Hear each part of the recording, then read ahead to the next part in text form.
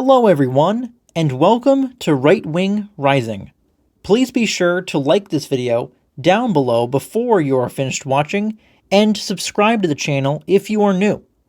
So in today's installment of my 240 to Win series, we're going to be focusing on the state of Colorado.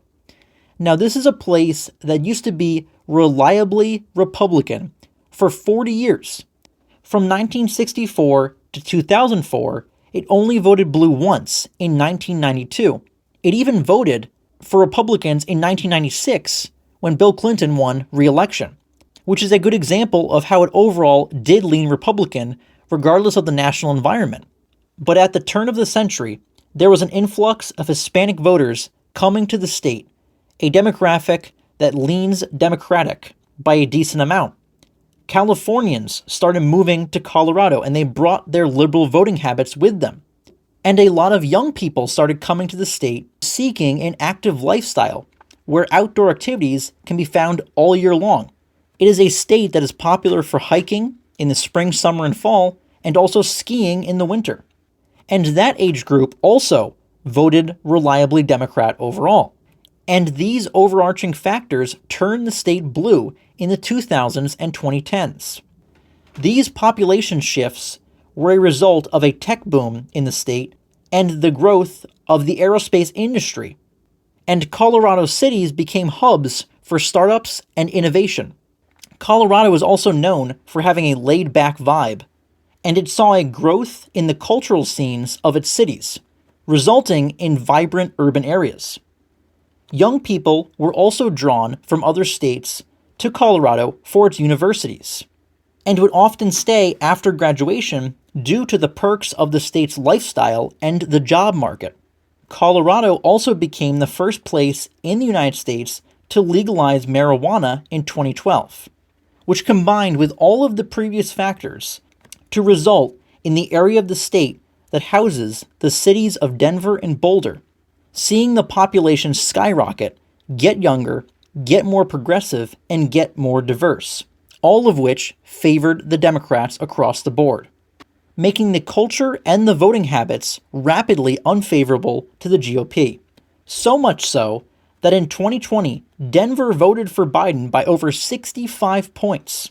And this fairly sudden turn to the left by Colorado and the rise to dominance of the Democrats has turned the Republicans into disarray. Not knowing how to adapt and slow this trend to still win elections. Just this year, the Colorado State Republican Party rebelled against the party chair, Dave Williams, because he caused backlash by sending out an email denouncing June as Pride Month, because Republicans in Colorado are trying to be moderate to win elections, which is really hard to believe since they used to be very socially conservative on both the pro-life and marriage issues. Now they wanted to oust their state leader for being too far right. Republicans don't learn that by becoming Democrat light, they don't win elections any easier. They actually do worse. Because if people want to vote for the Democrat policies, they'll just vote for the Democrats. They don't want to vote for the knockoff version of the Democrats. And conservatives are less inclined to vote for Republicans if they act like Democrats. And unfortunately, the chair of the party, Dave Williams, ran for Congress and lost by a 2-1 margin against a more establishment Republican who took weaker stances on social issues, and this was despite Williams actually having the backing of Donald Trump. He still couldn't win. Republicans in the state rebelled against him so hard. It's absolutely ridiculous and sad to see.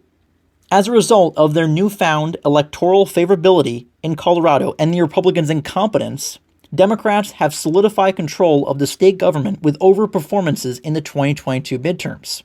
The U.S. Senate race between the incumbent Michael Bennet and the GOP challenger John O'Dea was expected by many to be relatively close, but Bennet cruised to a third term, winning by almost 15 points. And on the same ballot, the treasurer and attorney general races went blue by 11 points, the Democratic Secretary of State incumbent was reelected by 13 points, and the Democratic governor, Jared Polis, won a second term by 20 points. His Republican challenger couldn't even get 40%. All of these results were actually more to the left than what transpired in the elections for these offices 4 years prior in the blue wave year that was 2018. On top of all of this, Republicans have no path to gain either chamber of the legislature at any point in the near future. Democrats hold a 23-12 edge in the state Senate and are poised to pick up 1 to 2 seats more, on top of holding a 46-19 majority in the House, where they also could see some further gains, but Republicans also have about 3 to 5 possible pickups, so they might avoid losing any more ground there. But on the whole, we can see that the Democratic State Party in Colorado is competent and dominating in recent years, while the Republican State Party is marred by infighting, incompetence, and a very weak platform never being sure what they stand for. Add it all up, and it is a state overall trending to the left massively.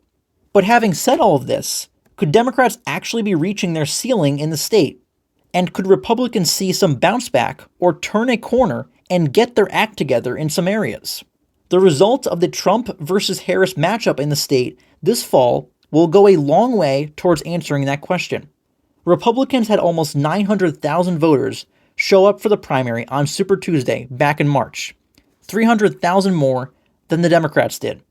But it's hard to use that to say Republicans have more energy and Democrats have less enthusiasm here than in 2020, since Biden was still on the ballot and not many Democrats were happy about it. Trump only trailed in Colorado in most polls by 5 to 10 points.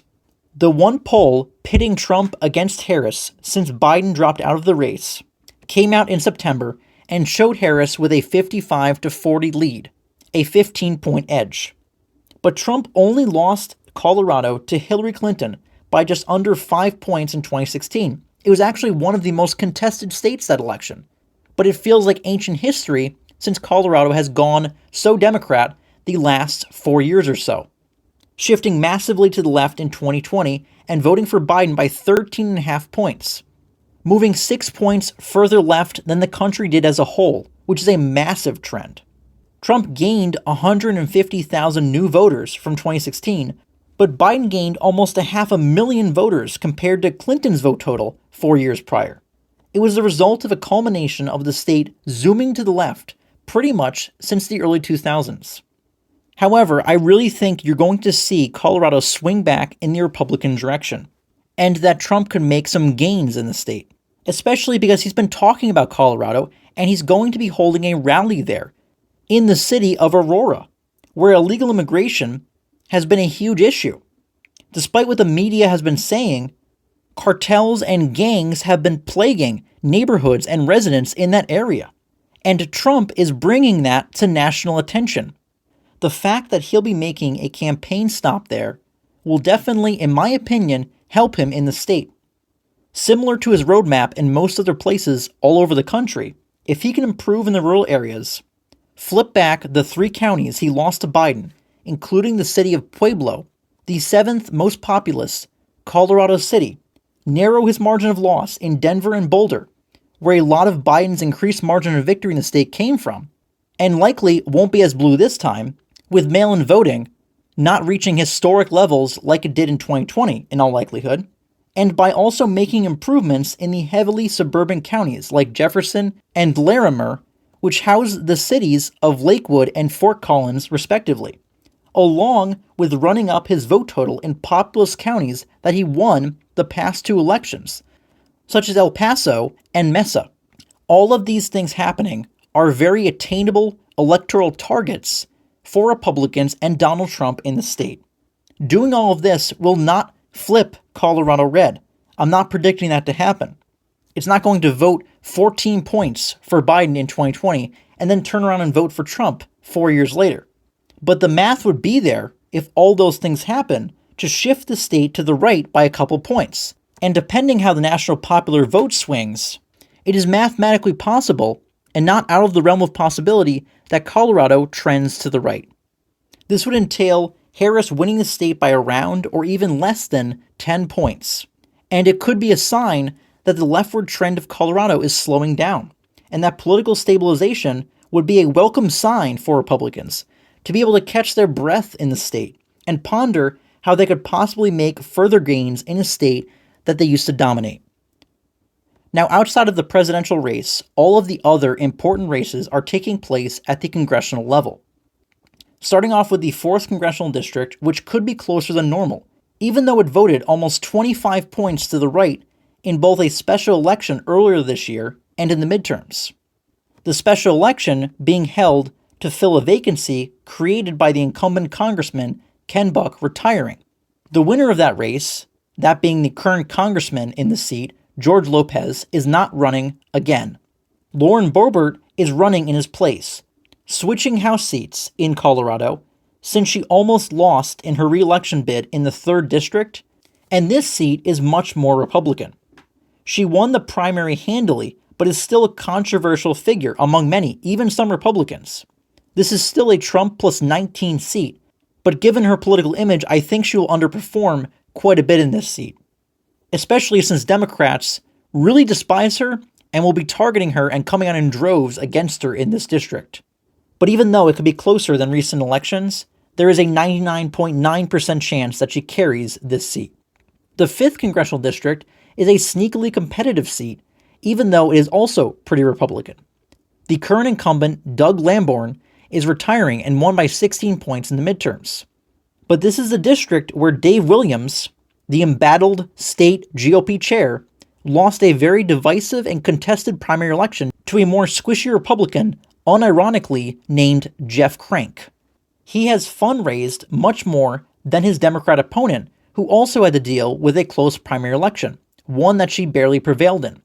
Trump did win this seat by 10 points in 2020, and taking into account his probable improvement to some degree in the state, you would expect a fairly easy Republican win at the House level. But there could be many conservative voters that are pretty ticked off at the Republican Party, understandably so, for their targeting of a fellow conservative in Dave Williams. I expect Jeff Crank to win here and hold this seat for Republicans, especially since his Democrat opponent is very weak and has fundraised very poorly. But I would not be surprised if this race is closer to 10 points rather than 15, if a lot of conservatives stay home. Or at least do not vote for Jeff Crank in this district, voting for Trump at the top of the ticket, but leaving this race blank on the ballot. The 7th Congressional District was an open seat in 2022, with the incumbent not running for re-election, and it got more Republican after redistricting. Brittany Peterson was the new Democrat nominee and won by 15 points, overperforming expectations and the polls. This House seat stretches into central Colorado and contains the western suburbs of Denver, hence where the Democrat margin of victory mainly comes from. I would normally predict this district to get closer, since Trump is all but certain to do better than Joe O'Dea in this seat, whose campaign was so awful at the Senate level, at the top of the ticket in the 2022 midterms, that he crashed the whole GOP slate of candidates up and down the ballot. But the incumbent representative, Peterson, is on track to cruise to victory since she has raised about $2 million, and her Republican challenger has raised practically no money at all.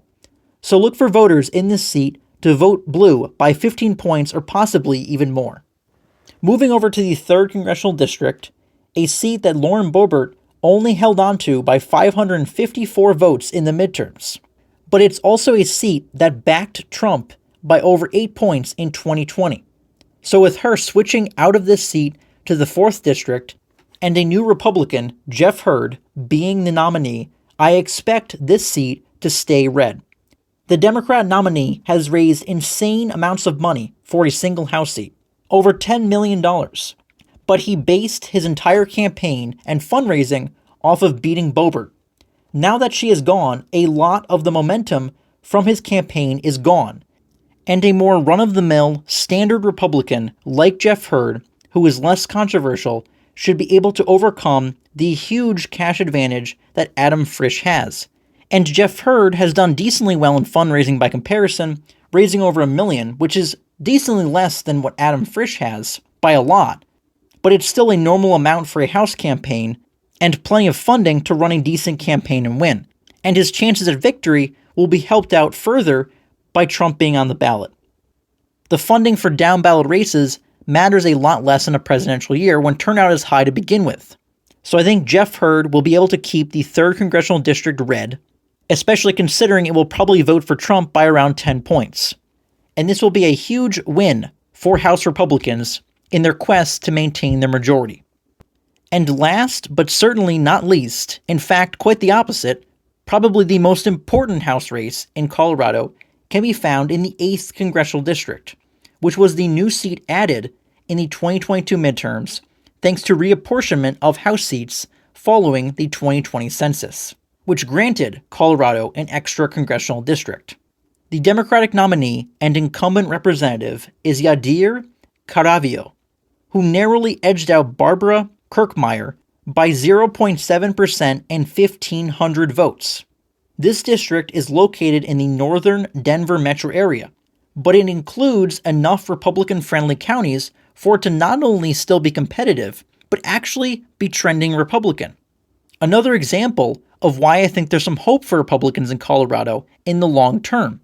Not for it to become a battleground at the presidential level once again, anytime soon, but definitely to see some bounce back, since there are actually areas around Denver of all places that are swinging back toward the GOP. So much so that Republicans were actually favored here in 2022 but fell just short. It is once again considered a very close swing district, especially considering that it went Democrat by less than 1 point in the midterms. The current Congresswoman is again in for a close race, with Republicans nominating a strong candidate in Gabe Evans, who was endorsed by Donald Trump. He alone received the same amount of primary votes as his Democratic opponent did in her primary, and has raised over $1 million, only being outspent 2-1 in this race, which is not bad at all for a challenger. So it's definitely an election that Republicans are putting resources into. He has actually led in both polls that have been conducted of this race by 1 and 5 points. But both had large numbers of undecided voters and were completed back in April, so take them with a grain of salt. Trump only lost this district by 4.5 points, and if he improves at all in this area of the state, he could actually win this district. Combine that with congressional candidates sometimes outperforming him down ballot, that could be enough to see the GOP have a real potential shot at flipping this seat. Most pundits have rated this as a toss-up seat or a battleground district that leans slightly towards Democrats, and it is highly likely to be one of the closest races on election night. To wrap up this deep dive into Colorado, the long-lost Republican state, while it is widely viewed as a safe Democrat state these days, since it has been unceasingly trending to the left for almost 20 years, the state could actually be turning a corner in the right direction, and Trump's performance will be indicative of that, to see if there are areas that he makes gains in, to potentially give Republicans a roadmap to see what areas of the state they could try to improve in, and make a political comeback in Colorado. After the 2020 election, Virginia was also widely seen as a Democrat state that Republicans' chances were doomed in for the future. But 1 year later, Glenn Youngkin flipped the governorship for Republicans, and the GOP has been surging in the state ever since. So much so that it is competitive once again at the presidential level this year. So just because Republicans in Colorado have been kicked in the teeth for the better part of a decade does not mean it is impossible for them to bounce back. No matter which part of the state or election taking place there that you want to look at, even though it's not receiving nearly as much attention as it has in past election cycles, you're going to want to pay attention to Colorado on election night, because the statewide results could very well give Republicans hope for their electoral chances in the future, and certain down-ballot races at the House level are likely to play a key role in determining the balance of power in Washington, D.C.